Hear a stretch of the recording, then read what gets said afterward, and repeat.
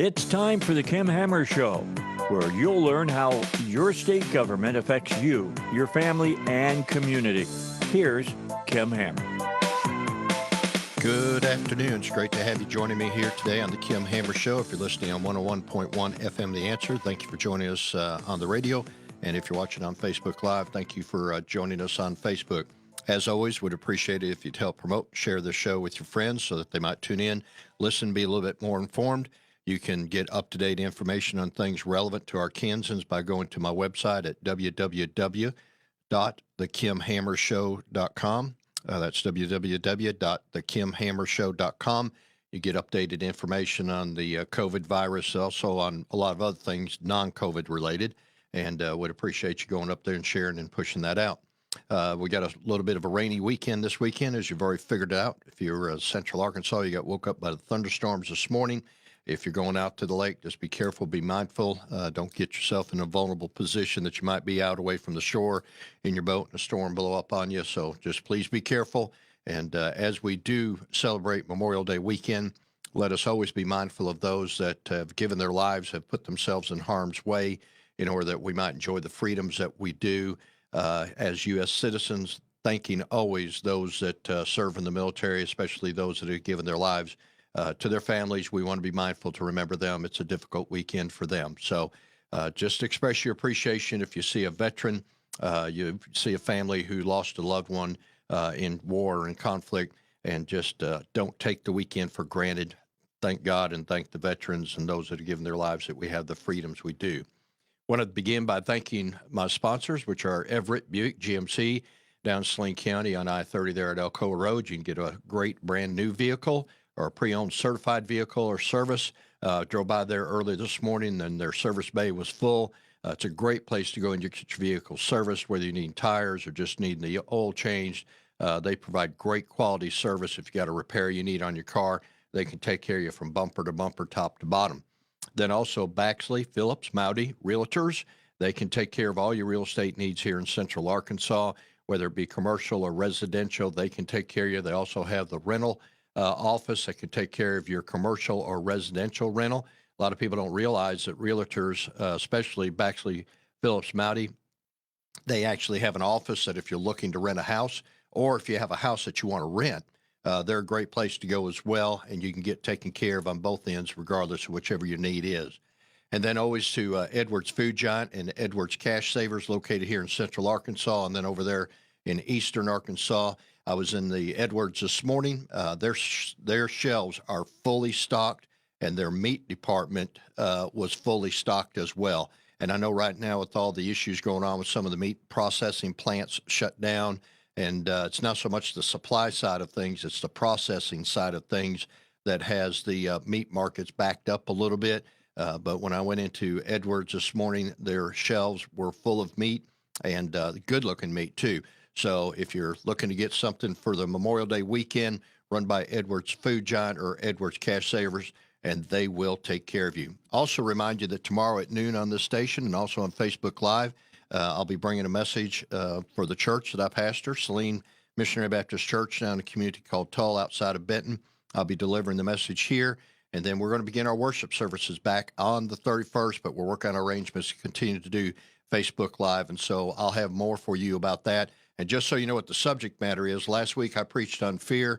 I'm going to extend that subject matter and bring you some more ideas about how to handle fear, which right now we are living in a cloud of fear. But some of that's unnecessary too. And if you can get good answers and you get good information and you get a good sense of direction, a lot of times you can minimize your fear, which brings us up to our first guest on the show today. I've got three great guests on the show today. The first one is Dr. B.J. Bailey.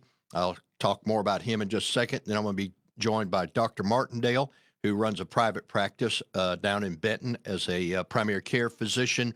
And then time allows and he can get away from where he is right now to join us. We're going to have Alan Kerr, who is the former insurance commissioner for the state of Arkansas. He now works for a shared care ministry, and so he'll bring a really interesting perspective from a traditional point of view of handling your insurance needs for your health, but also from a shared care perspective, which we've talked about on the Kim Hammer Show before. Right now, though, we're joined by Dr. B.J. Bailey. And Dr. Bailey is a physician that is a board certified by the American Board of Orthopedic Surgery. He specializes, based on his bio, as in sports medicine surgeon. He has privileges at a couple of primary hospitals here in the area. What I also noticed is that, Dr. Bailey, you've been a sideline physician for both the Razorback football team, but also for the Razorback basketball team, and you've got several prestigious awards that you've earned throughout your medical career. So I want to welcome Dr. Bailey to the Kim Hammer Show, and thank you for joining us today, Dr. Bailey. Thank you very much for having me. So can you want to just tell the folks a little bit about yourself other than what I highlighted there, just to give them a little bit of a comfort level about, because you grew up in Harrison and then I think you went to Mississippi for some schools. So how about just give the folks a little bit of a comfort level about how it is that you got from Harrison all the way up to now that you're a surgeon here in Central Arkansas? Sure. So I graduated Harrison 1998. Then I went to Harding University up in Searcy, got my undergrad, and then did my medical school at UAMS for 5 years, and then stayed at UAMS for my orthopedic residency for 5 more years, and then went to Jackson and Tulane down in New Orleans for a year to do sports medicine fellowship. So a lot of school. A lot of school. And to that point, a lot of people don't understand how much schooling, a physician has to go through, especially a surgeon. So talk about how long it is that you were actually in school, including your residency, before you actually got to, as they say, hang out your shingle and get started on your own. So it's 4 years after high school, so 4 years of undergrad, then 5. So it is, doing the math in my head, about 14 years after high school that we, a lot of that, the last 4 or 5, we got hands-on patients and get to do a lot more. But before we actually get an office or a practice, it's about 14 years.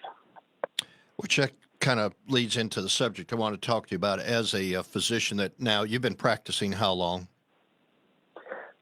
10, 11 years now. Okay. Time's flying. Very good. Yeah. When you're having fun, especially like these days, it's really flying. And by the way, I do not have Ben in studio with me. Ben had to take off this weekend, but if you got a question you want to call in and ask, you can call into 501-823-0965. That's 501-823-0965. So, Dr. Bailey, with all the extensive schooling that you had, and now you've got 11 years in practice, one of the issues that we've been dealing with the COVID-19 is the restriction on elective surgeries. Help us understand the difference between what is an elective surgery and what is a surgery. I'll call it as a surgery of necessity, or give us the proper terminology. So the best example is, let's just take the hip. If, let's say, you're 60 years old and fall and break a hip, that is a surgery of necessity that needs fixed within preferably 24 hours, but definitely within 2 days to get the best outcomes, versus someone who may have had hip pain for 10 years that's getting worse and worse and elects to have a hip replacement surgery. While they're in pain, that's still considered an elective surgery, and that's what we've been not being able to do for the last couple of months. But that's the main difference, is fractures, things like that. Those are considered urgent, and the less urgent ones are, I guess, considered elective, even though in orthopedics we don't do many true elective surgeries, because if you're not hurting or we can't help you, you're not probably going to have surgery. A lot of people, though, have been, for lack of a better term, inconvenienced or delayed. I know some people that, have had a high level of pain because of surgery that they were scheduled to have before the COVID-19 situation interrupted everything and elective surgeries got put on hold. It's hard for a patient to understand that they're being treated as an elective surgery versus a surgery of necessity whenever it is that their pain level is high. With regards to the elective surgeries, how is that? Now, this is both as a physician, but also having privileges at area hospitals and what you deal with as far as with the patients. With regards to the elective surgeries, how has it impacted you as a physician, and how do you see it as impacting the hospitals and the patients in all 3 of those areas? So I think I'll speak first from the patient's perspective. First of all, I would say 90% of the patients, while they weren't real happy with the fact that we couldn't operate on them when we had planned, they did understand what was going on in the state and in the country. And the vast majority of them took it very well. There were occasionally people who did not, but you run into trouble with pain medicine, things like that, when you're bridging people who needed surgery 2 months ago and are still waiting, and they live every day in pain. So it's been a real inconvenience on them in that regard. It's hard on me for a couple of reasons.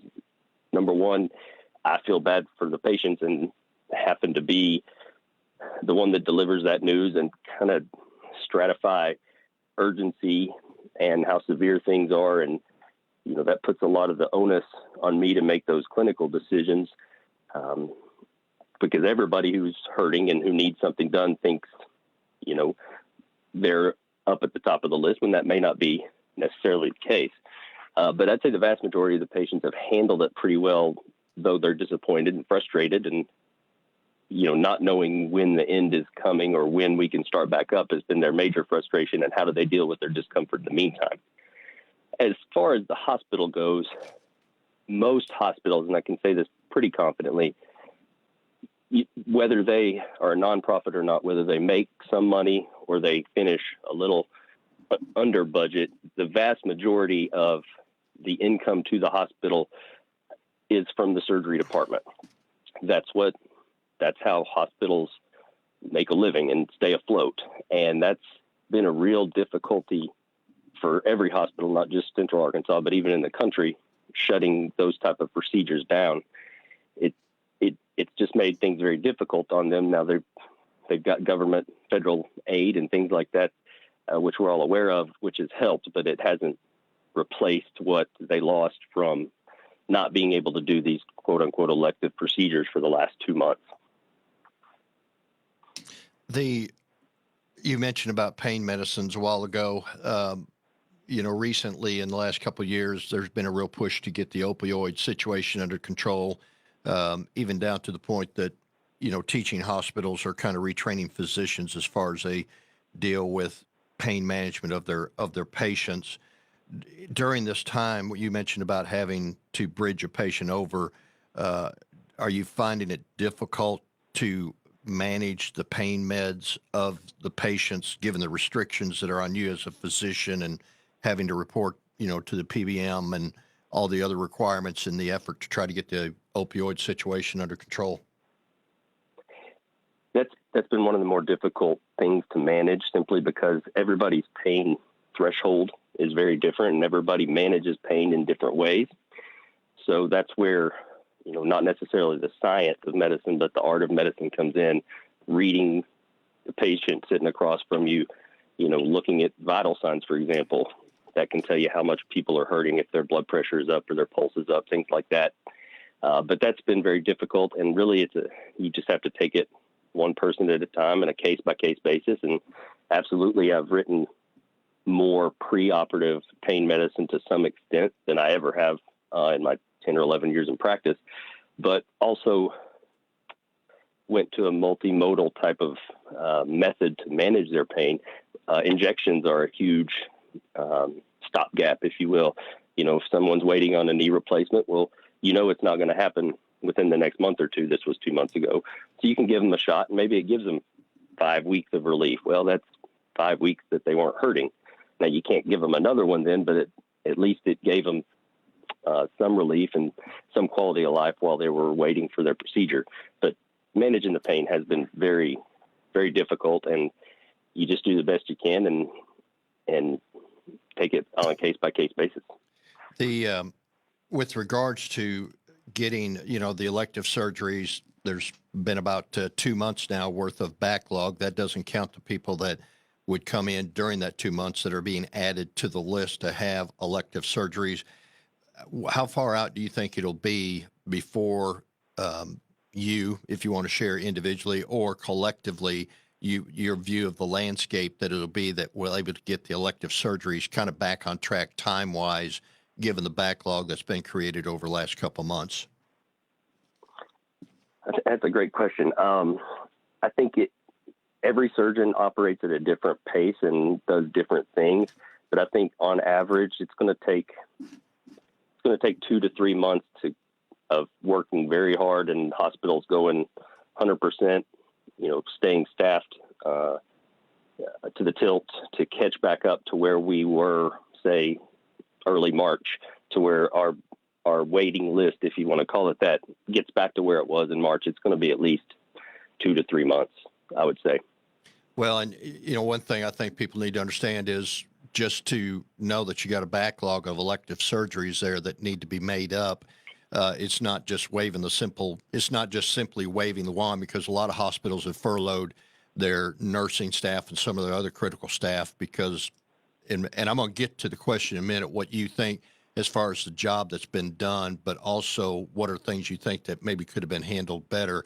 Because I know the hospitals have had to furlough some of their essential staff off in anticipation of having COVID-19 patients, which are now, we're finding out aren't actually making their way into the hospital at the level that they expected. So when it comes to getting the elective surgeries rebooted and going, you've got to have the staff there, but you also have to have the OR time. And it's not like you can just go out and build a new OR room. So a bunch of the doctors are competing for that OR time.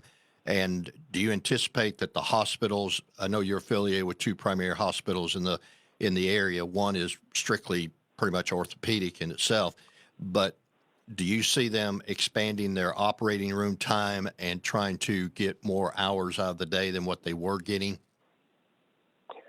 I think the staff that was furloughed or their hours were severely cut through all this, I think they're going to go back to full time with as well as hiring more people.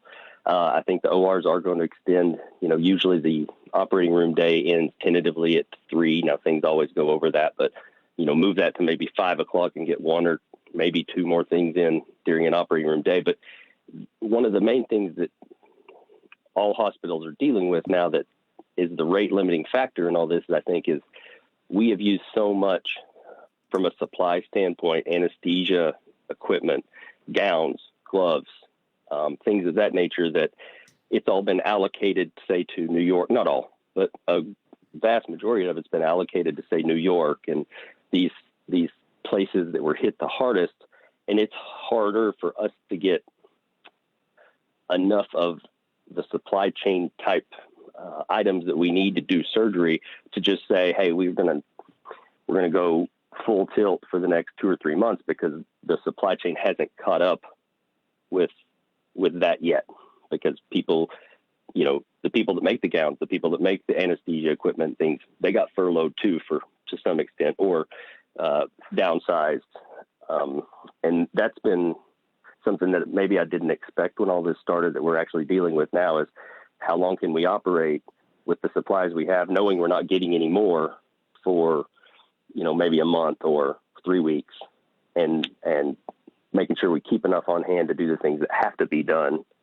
The open fractures, for instance, where bones are sticking out of skin, and we have to keep enough emergency supply. So that's been something that I didn't anticipate 2 months ago. Well, and my daughter just had an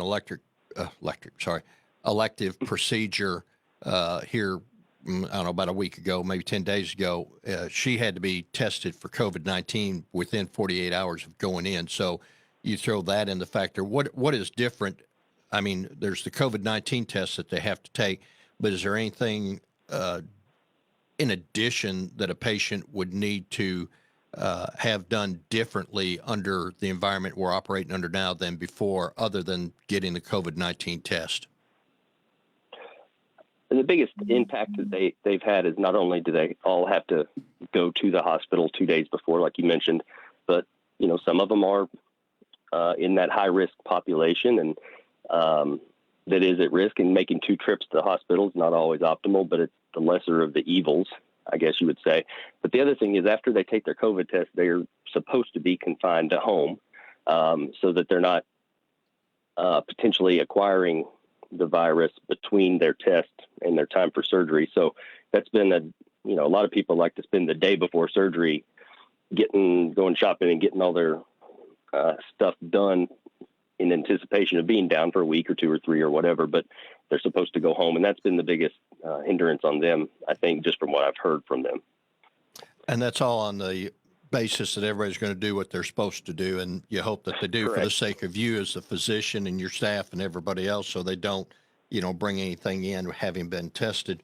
So with the time that we got left, let me ask you, how do you think things have been handled so far? And then secondly, it's always easy to armchair quarterback, but looking at it, how do you think things could have been handled different so as not to have had the reduction in the elective surgeries that we have as a physician who primarily that's what you do? So first off, this is an unprecedented event. And, we've all said throughout this, I don't know what the right thing to do is because we've just never been here before. That being said, I think Governor Hutchinson and Dr. Smith, I think they did as good a job as anybody could have done. I think Governor Hutchinson took some hits for not issuing stay-at-home orders and things of that nature when he probably didn't need to issue those because Arkansas, as of yet, has not been a hot spot, not had the number of cases. And people will say, well, it's because we weren't testing. And partially that's true. But I think he did the right thing in that standpoint of not making everybody stay at home. Now, look at it. Looking back, hindsight's 2020. Did we really need to shut down all the elective procedures in this state, given the number of cases and severity of the virus here? And probably no, but we didn't know that at the time. And I really think he did as good a job as anybody could have done. I think he came out every day and talked and communicated what he was thinking, was upfront about everything he was doing. And I really don't, other than economically for the hospitals, for us, for the patients and their pain. And it wasn't a great thing. I don't think it could have been handled necessarily any better, not knowing what was coming. With the elective surgeries and as far as moving forward, other than the PPEs and you're expressing concern about, do we have enough of those on hand? For example, if we have a, God forbid, breakout of tornadoes and multiple people get hurt multiple places or other disasters happen, the PPEs are going to be directed to those situations first, which would, consequently maybe postpone some elective surgeries, worst case scenario. I think one thing is, noteworthy is having experienced what we are right now, it is certainly if this becomes the standard for how we prepare for whatever may be out there in the future that we don't know, it would be good if we go ahead and prepare to that level so we don't have the interruption in services, should something else come like we have had this time. With the uncertainty of getting PPEs and not knowing what the stockpile is, do you, as long as we just kind of maintain a normal pace at rebooting the elective surgeries, would you foresee any other interruption in elective surgeries as long as we can keep the COVID-19 under control? As long as, colder weather doesn't come around and we have another flare up of cases that hits the state a little harder, I don't see anything moving forward that's going to significantly decrease the amount we're able to do. Now, the big question mark there is what's going to happen with COVID if the second runaround comes. And that's yet to be seen. But as far as we start back up, I don't see anything that's going to not let us get back to the way we lived in February and March from a surgery standpoint. I just think that the worst is behind us, barring a return of COVID to the state in a worse manner. Very good. All right, Dr. Bailey, anything else that you'd like to share for the listening audience at this time? No, sir. I just appreciate you having me on, and wish everybody a good afternoon. Stay safe this weekend and dry. All right, we've been listening to Dr. B.J. Bailey, who is a orthopedic surgeon, has been for 11 years after a long time of studies for about 14 years, and so we appreciate the perspective that he brings. And if you are scheduled for an elective surgery or maybe you've been delayed, hopefully that'll bring you a little bit of peace of mind. But also, as always, make sure you check with your doctor and get as much information as possible so that you can be prepared for it. And also, we'll have some other guests on to talk about the impact of how the elective surgeries or the delay of them have affected the hospitals and interrupted some of the chains in the future. I want to thank the sponsors of the show today, which are Everett Buick GMC. If you're looking for a new GMC or looking for a certified pre-owned vehicle, great place to go and do your automobile shopping down there at Everett Buick GMC, I-30 and Alcoa Road there in Benton. Then also Baxley Phillips Mounty Real Estate here in Central Arkansas. They take care of all your needs. And Edwards Food Giant and Edwards Cash Savers, a great place to shop for all your grocery needs and other needs in your house. We're going to take a break. When we come back, we'll be joined by Dr. Mark Martindale. Thank you for listening to the Kim Hammer Show. Pat Davis is your health plan man, and he would like to offer you the chance to have your health plan compared to his. He is saving his clients as much as 50% or more on premiums. He has many who have either left their work insurance or at least dropped their family from it for better insurance and a much lower rate. Now, if you have a group plan, you may have to stay on it till next January 2021, but you really should give him a chance to see what he can do for you. What have you got to lose but a few minutes, and you could have everything to gain? Do you have a copay when you go to the doctor? Pat's clients are actually given either $160 or $120 to go to the doctor. If the bill is less, they get a check. One of the most important things is to get checkups, take medicine, etc. If you have to pay a copay, you are less likely to do so.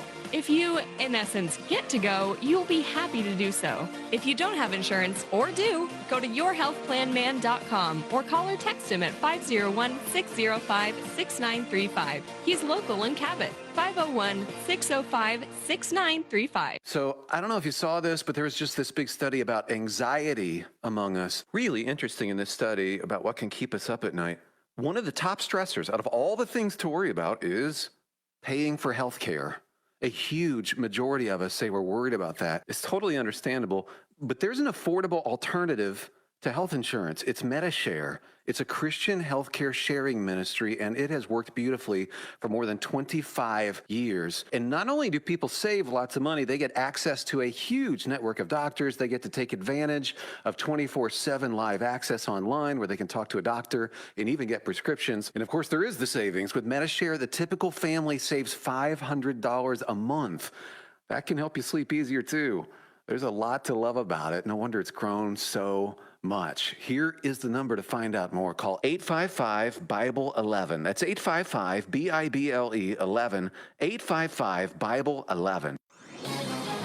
This is Hugh Hewitt for townhall.com. Memorial Day weekend typically serves as a kickoff for the summer months ahead. Yes, this year it still holds that spot on our calendar, but no matter where you are in this great country, this holiday weekend will not be normal. Whether you're somewhat back to normal, socializing and socially distancing, or isolating at home, take some time to consider the ultimate sacrifice made by so many on behalf of the nation we love. Consider as well that many have paid a very high price short of dying. If you can, please consider starting with those who served the wounded and served the surviving family members as well. Start with the Injured Marine Semper Fi and America's Fund and the Fisher House Foundation. Look them up. Support them. Support especially the families in your world who paid a heavy price for their service to the nation. We are debtors to those who served, those who have fought, those who have died, and the families that have stayed behind. A grateful nation says thank you. Sponsored by Alliance Defending Freedom. Welcome back to the Kim Hammer Show on this Saturday afternoon. Keep an eye on the weather throughout the weekend. Sorry it's going to be a rainy weekend, but right now hopefully you'll be able to squeeze a little time out in the sun. I want to thank the sponsors, which are Everett Buick GMC, down in Saline County there on I-30 Alcoa Road. They sell new GMC products, also certified pre-owned vehicles, which you can buy with confidence, knowing that they've been gone through and have been checked out and ready for the road. And, of course, they've got a great service department. Baxley Phillips Mounty Realtors for all your real estate needs in Central Arkansas. Great place to go, whether you're looking at residential, commercial, or rental property on either side of either having property to rent or want to rent property. They're an excellent place to go. And then Edwards Food Giant, Edwards Cash Savers, great stores, well stocked, and they've got a great selection of meats right now. When other stores are having trouble getting meat, Edwards Food Stores and Edwards Cash Savers can take care of your needs. Want to remind you tomorrow at noon here on this station, 101.1 FM, and on Facebook Live, I'll be delivering the message to the congregation I pastor, which is Saline Missionary Baptist Church down in Tull. Subject is going to be dealing with fear, and it's a follow-up to last Sunday's message, which if you want to listen to it, you can go up to our website, and you can catch that either on the KimHammerShow.com website or Saline NBC, like MissionaryBaptistChurch.org, and you can catch last week's sermon to prep up for tomorrow. So we've had Dr. B.J. Bailey on prior to my next guest, which is Dr. Martindale. Dr. Bailey is a surgeon who specializes in elective surgeries dealing with bone, joints, etc., orthopedics. Last week we had on Dr. Pafford, who is a hospitalist and services 2 or 3 hospitals here in central Arkansas. And now we're going to be joined by Dr.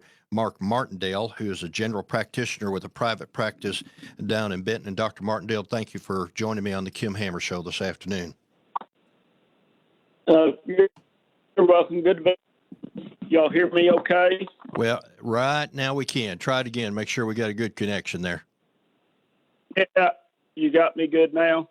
We got you pretty good right now. Just keep holding your foot up and your hand out. We'll keep the signal, okay? Okay. I know where Dr. Martindale lives, and for him to be able to have a signal is an impressive thing. Hey, Dr. Martindale, just so people have a little bit of an idea of your expertise and your experience as a physician, tell them a little bit about your background. If you want to talk about your dad a little bit too, talk about Dr. Joe for a second, just to kind of give people a comfort level of knowing that you just didn't get off the wagon. Right. So, yeah, I grew up in Benton, went and did training, med school at UAMS, but then I went to Kansas City and I'm double board certified internal medicine and pediatrics is what I do. Came back to practice with Dad for 5 years ago, retire.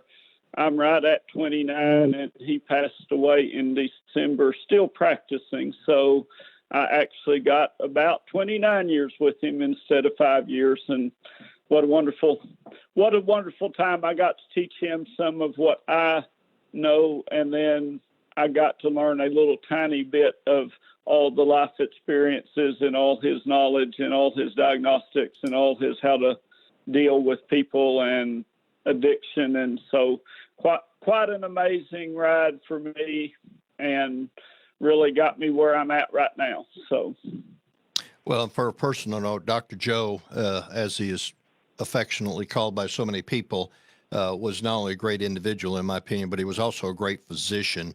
And he was actually a medical director for a while for Saline Memorial Hospice. And so he and I got to work together in that capacity. I as chaplain and he as the medical director.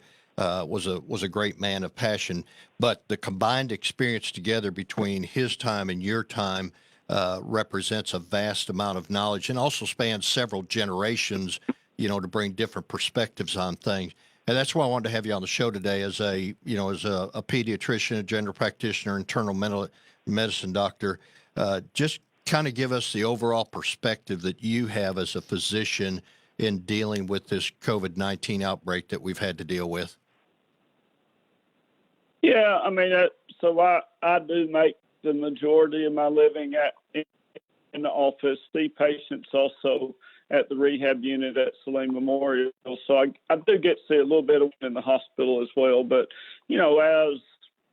as primary care, it just turned our world upside down. And they did. And I say what's been done was absolutely correct. We got reports of this disease, how catastrophic it is, how infectious it is and everything. And worrying really as physicians about being overwhelmed and having to make life and death decisions without the equipment to take care of people. And so the social distancing, shutting down of stuff probably was the right move. And as it did with everyone else, it really just put a stop to medicine. And so what we've had really now is trying to get people to understand what you had before this thing came didn't go away. We've still got to continue with your routine medical care. And so we're really just now starting to see a lot of people that are having illnesses get out of control because they've been afraid to come to the doctor or not come to the doctor, whatever, for, since this started. For my practice, and I think most every primary care, as soon as this happened, we had to fundamentally change everything, which was from getting patients to come see us, sit in the waiting room with everyone else sick, and take care of them all on our terms, to saying, I will promise you I will not let you get sick when you come see me, but we really need you to come see me. And we did include or teleconference visits in that, like has happened in almost every other business. But a lot of ours has to be hands-on, has to be touched. And it became our responsibility as physicians and practices to promise patients we will not let you get infected. And then the other side is we still don't know how infectious this disease is, especially in Saline County, because our penetrance is very low. But I can't get it. I can't let any of my employees get it. So, our whole day now is spent trying to decide, could that patient possibly have it? Do we wear all the PPE all the time? Do we wear it sometime? Who has it? And so really it's turned our world around, and just like everyone else's. And now I think every doctor is trying to figure out to get back to the business of taking care of patients to keep them healthy, trying to treat their chronic diseases, let them get treated when they have an acute illness without being afraid they're going to get something even worse. So that's kind of where it is right now for me.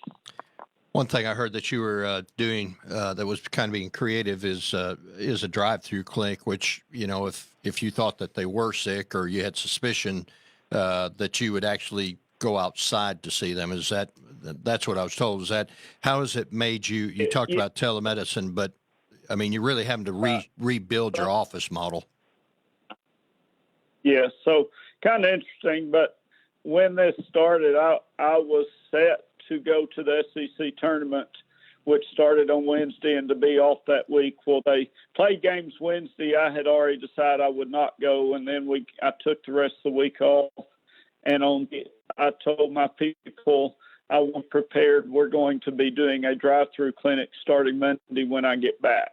And so really since that Monday, when everything kind of shut down, I have not had a patient sit down in my waiting room since then. And I've said, I don't know when I will ever have another sick patient in the waiting room. Not for the foreseeable future, but we were able to turn ours into a drive-through. So any patient being that is brought in to see us personally is at least started as a drive-through visit, or whole visit is drive-through, and then we hand select kind of those that need to come in who are definitely not sick and not a risk to any of my employees or any other patients or anything. So yes, it's completely practice. Well, I know in talking to physicians, that's one of the challenges they're having. And of course, you've got to, you're like any other business, you got to make payroll and you got to take care of your needs. And if there really is no reason for people not to feel comfortable physically going to their physician, if that is the protocol of the physician's office. And each physician is probably handling a little bit different, but yet all are driven by the same mindset. They don't want to create an environment that's actually going to pass the virus on. You made a comment just saying ago, do you really ever see us going back to the way things were, or do you think that out of necessity, maybe the changes that are occurring, some of the changes that need to be made, which aren't all bad, to be honest with you, we're learning some new creative things that are beneficial. So looking forward, do you ever see it going back to the way it was as far as a patient coming into a physician's office? Or, as you said, do you think this is the model for the future? No, I think this will be the model. I mean, I think before everyone's no one liked coming and sitting in my waiting room and seeing three people sweating with fever across the waiting room anyway. And, that was just the way it was done. And, everyone during flu season would call in, can you please call me something in? I just can't, I don't want to come up there with all the sick people. And at the time it was insurance doesn't pay for anything but a personal visit, all that. So, again, basically the standard had to be, no, we really have to see you. So now with the abilities to do the video visits, with the ability to have other ways to be safe, I just don't ever see again patients coming and sitting in a waiting room with sick people. Now, again, might the surgeons be able to do that? People that aren't asking sick people to come see them, yes. I will say we try real hard not to personally see a febrile patient right now until we really know that we need to. So the things people would say, I'm just going to sit at home and sweat out, we can actually do a video visit now and look at them and tell them, you know what, we really need to go ahead and figure out a way to look at you. And again, I think that is a much better model than we had before. And it also will be a money-saving model for the whole health system, because instead of making someone go to the ER because it's $445, I can just say, you know what, let me flip this to a video call and let's just do the visit right now, and then I can absolutely tell you what you need to do. So I think it will stay, and I think the transformations will mostly all be a good thing, as long as we're not. And I'll say right now, some of the telemedicine is being overdone because of the fear. But once that fear is gone and we're doing it in a way to be better at practicing and better for everyone, it will be a good thing. I wasn't there to experience, but I heard that in the old days, people were afraid to get off the horse and get in the car. It'll be kind of a similar thing. People having to change from an old model, what we've been accustomed to a new model, which in reality, as long as it is not a platform for self-serving motives, could actually serve as a great benefit as we reshape things going forward. Because I know from a personal point of view that nobody's ever happy when you have to, and I understand you as a doctor invest a lot of time in your patients. When they come to see you, you're investing time with them, but that also creates delays. And if it'll help streamline things and everybody's needs get met, that'll be great. Let me go out with one question for you. Talk about your opinion, because between your daddy's lifetime of experience and you growing up with a dad as a physician, and now your lifetime as an experienced physician, the meds that they're talking about treating COVID with, what is your opinion, or what are your thoughts as far as some of the conversations going around the methods of treatment? I think I had someone say the best thing in my office, or actually in a car in a drive-through visit, but he had been listening to a doctor in Germany who said that COVID is a book of about 100 pages and we're almost through the first page. And so when you hear everything, I think almost every doctor that is a good doctor based on science, when we hear something that says a study was done, we would say, okay, it's 3 months of treating a disease that has a 99% survivability.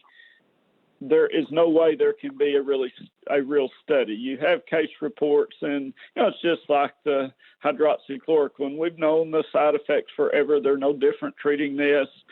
We had a few patients take it that may or may not have got better, and someone called it a study, and it's just poor science. So now, on the other hand, if you're in the hospital not doing well, trying different medicines, trying things as a case report type thing, and putting all that data into studies is good. But, it's going to be a long time before we really know what if there is a correct treatment. And that's why you see most of the doctors you see aren't really endorsing or not endorsing. They're just saying this appeared to work because the patient I didn't think was going to make it did make it. But most of us would know that doesn't prove the medicine's effectiveness at all. So, very good. Well, appreciate your perspective, especially with your background and what you bring to the table in an area of expertise. And any parting words you want to give to the listening audience from a physician perspective on the current situation? You know, the only thing I will say is opening up is the correct thing to do. And I think you need to be careful, take care of yourself, respect the other person, but don't be afraid. Fear is a bad thing.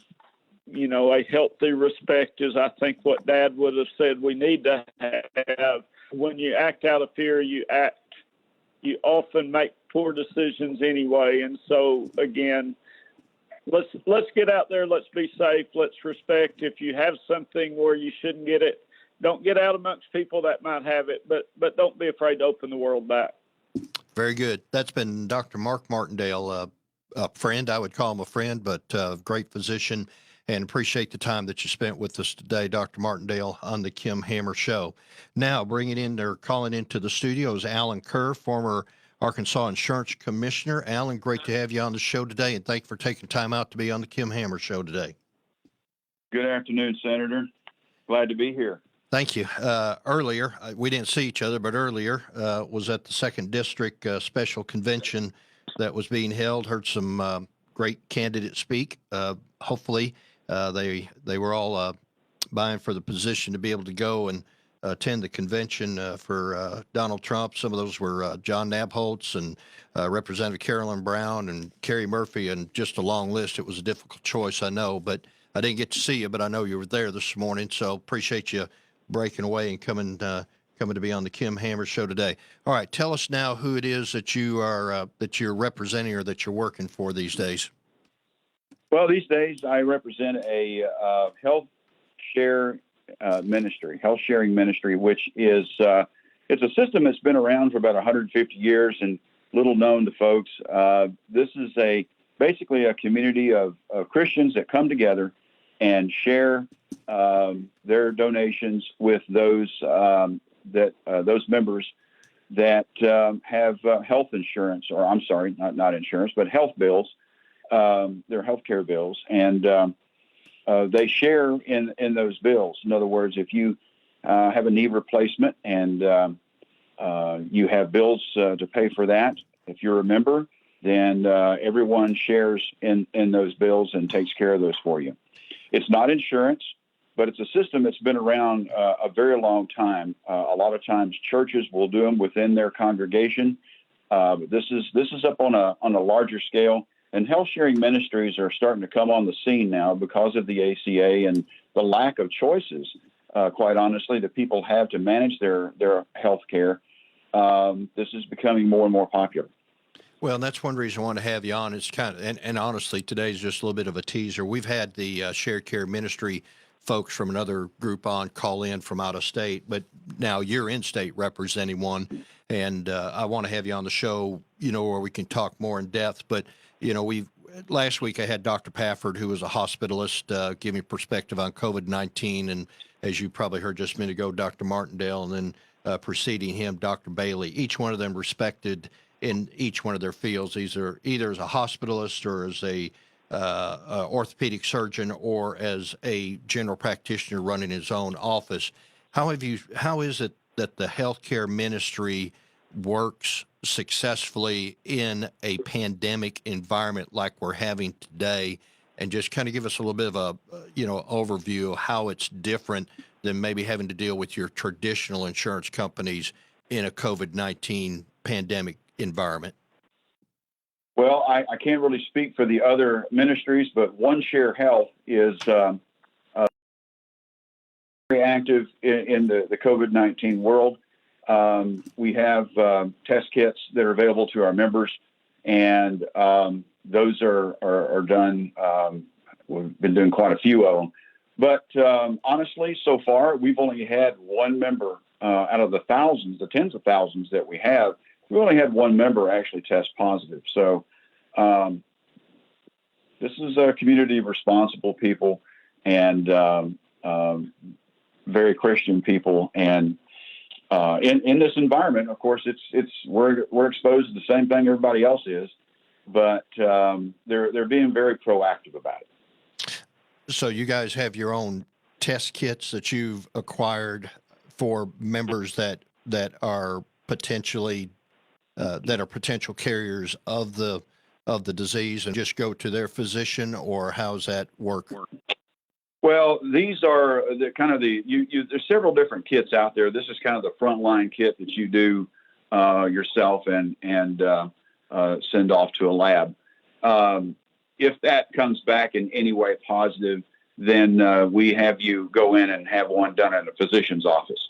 But it's kind of the front line, or the home test kit that has come on the scene.